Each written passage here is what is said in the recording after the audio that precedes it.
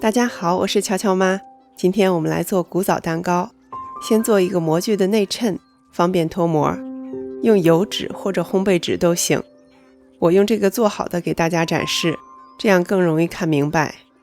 垫上烤盘，比量一下盘底的大小，比量一下内衬的深度，确保做好的内衬能达到10厘米的深度。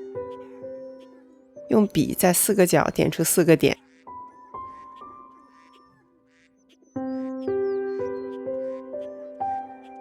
然后每2点连线，折叠出痕迹。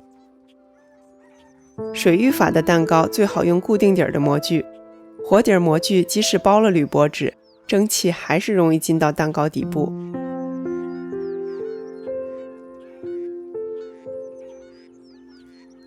剪出4个豁口，方便折叠。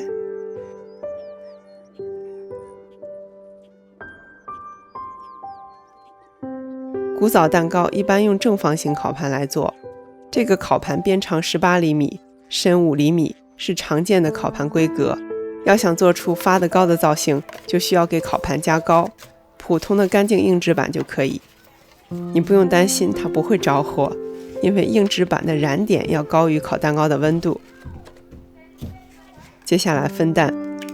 古早蛋糕的实质就是一个烫面的戚风蛋糕，因为一会儿要打发蛋白，所以蛋白里不能混入任何蛋黄或者油脂，它们都会影响蛋白的打发。我们来烫面，玉米油倒到小锅里，小火加热到75摄氏度左右。看到油面一泛起小波纹就可以了。烫面适合的温度区间是60到80度，油温不能超过80度。热油倒到小盆里，筛入滴进面粉。烫面分用油烫面和水烫面2种方法，这里我们用的油烫面。烫面就是把面粉中的部分蛋白质烫软，同时再将部分淀粉烫熟，来降低面粉的硬度和筋度，这样你做出的蛋糕就是湿润松软的。你不要把热油直接浇到面粉上，那样面粉会结块，一定要把面粉筛到热油上，搅拌几下，质地很快就变得顺滑了。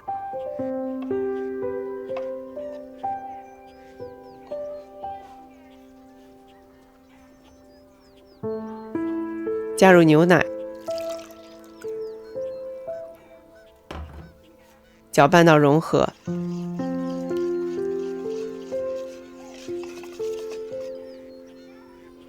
倒入所有的蛋黄，搅拌均匀。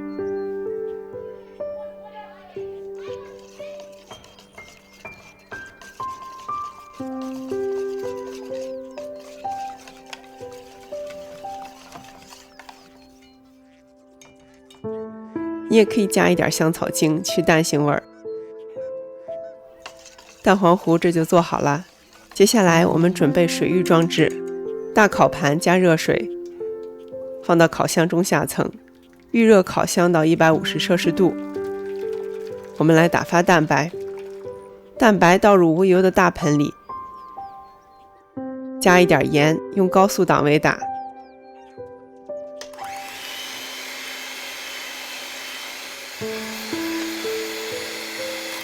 这个时候加玉米淀粉和1半的白糖，继续用中速打发。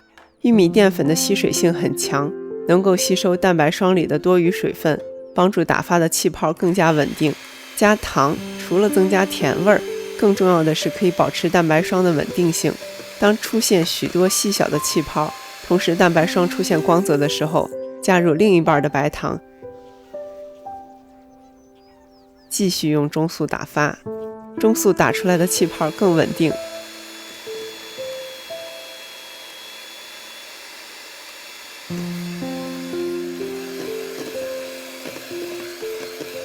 提起打蛋器，末端出现这种大弯钩，这就是湿性发泡的标志。做古早蛋糕就是要打到这种湿性发泡。如果你做的蛋糕上表面容易开裂，很有可能是打过了，打到了小弯钩的中性发泡阶段。把蛋白霜简单混合均匀，你不用担心它不会消泡的。质地均匀的蛋白霜，接下来混合蛋黄糊才更容易。取1/3的蛋白霜，加到蛋黄糊里面，用刮刀拨动混合，然后边转盆边翻拌均匀。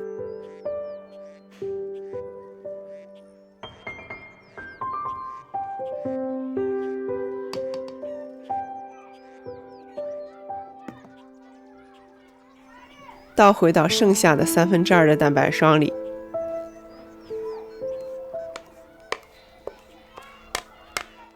以切拌的手法混合均匀，要避免画圈搅拌。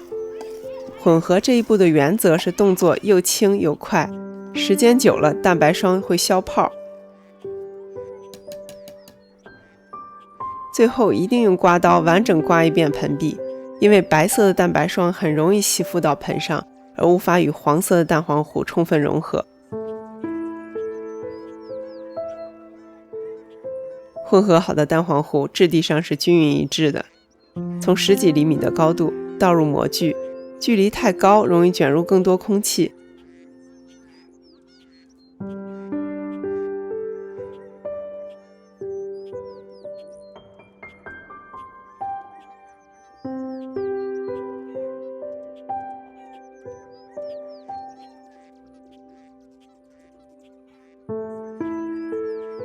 轻轻摇晃一下，你不要使劲震烤盘，气泡会瞬间浮到表面。蛋糕最底部由于缺乏气泡，就容易沉降水分和固体，可能出现烤不熟的果冻层。抹平表面，大气泡挑破，尽快放入烤箱。烤制方法请看屏幕。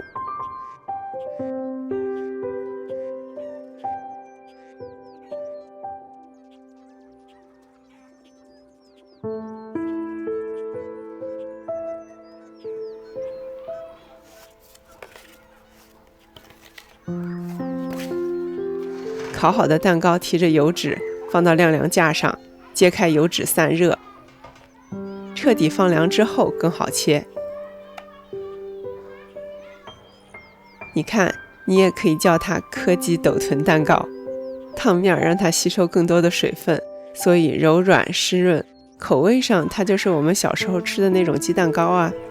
直接吃的话是回忆，当然你也可以把它变成这样的一个热量炸弹。